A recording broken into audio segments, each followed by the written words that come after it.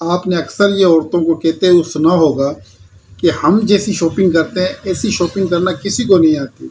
हम इस तरीके से रेट कम करवाते हैं, हम ये कर लेते हैं, हम वो कर लेते हैं, और वो अपने शौहर को कोसती हैं कि आपको शॉपिंग करना नहीं आती, आपने ये चीज़ महंगी ले ली।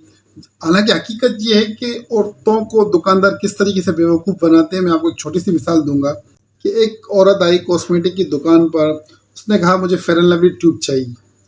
दुकानदार ने ट्यूब उठा के दे दी और बोला 150 रुपये की है।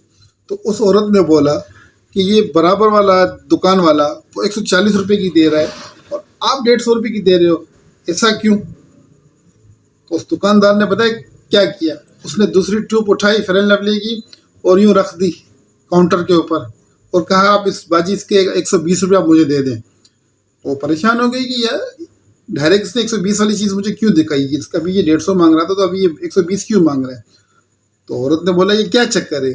तो उस दुकानदार ने बोला कि बाजी मसला ये है कि ये जो ट्यूब है ये 2 नंबर है और वो जो शख्स आपको 140 रुपये में दे रहा था वही ट्यूब मैं आपको 120 रुपये में दे रहा हूँ, आप ले जाएं। लेकिन अगर आपका चेहरा ख़राब हुआ या कोई मसला हुआ तो फिर उसके हम जिम्मेदार नहीं हैं। अब औरत ने बोला नहीं मैं 20 रुपये के लिए 30 रुपये के लिए अपनी जल्द थोड़ी ख़राब करवाऊँगी।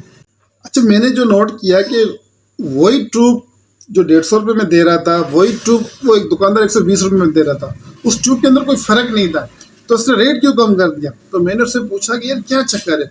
उसने मेरे को बोला कि यार ये औरतें हैं ना, ये हमें परेशान करती हैं। अब इस एक चीज़ की कीमत 150 रुपये है, अब ये बोल रही है कि आगे 140 रुपये की मिलती है।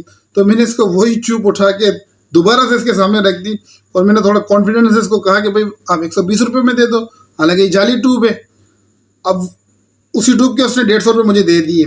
और दूसरी बात यह है कि एक सूट की कीमत 1500 रुपये है। अब वही सूट लेने के लिए अगर एक मर्द जाता है तो वो दुकान वाला उससे बताता है 1700 रुपये और 1500 रुपये में उसको वो दे देते हैं, 200 रुपये कम करके वो उसको दे देता है। अब जब औरत जाती है उसी दुकानदार के पास वही सूट लेने के लिए तो वो दुकानदार उस औरत को इस सूट के 2800 रुपये बताता है। अब वो औरत डायरेक्ट बोलती है 1500 रुपये, ठीक है, वो 1300 रुपये कम कर देती है। तो फिर बार्गेनिंग करते करते 1800 रुपये में वो औरत वो सूट लेके चली जाती है। यानी जो सूट मर्द ने 1500 रुपये में ख़रीदा वही सूट औरत 1800 रुपये में ख़रीद कर अपने ही शोहर को कोस रही होती है कि तुम्हें तो शॉपिंग करना नहीं आती, तुम तो इतनी महंगी महंगी चीज़ें खरीद के आ जाते हो, तुम्हें तो पैसे कम करवाने नहीं आते।